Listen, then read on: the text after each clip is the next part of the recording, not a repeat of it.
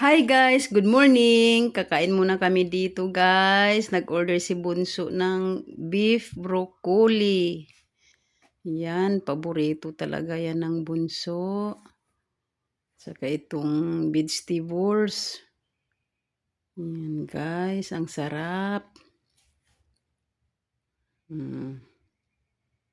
Lami kaayo. Masarap tuod. In-order ni Bunsoy.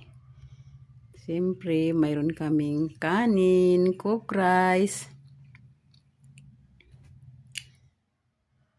Yan, isang pinggan na kanin, saka itong chili, garlic, para maanghang-anghang, masarap with kalamansi.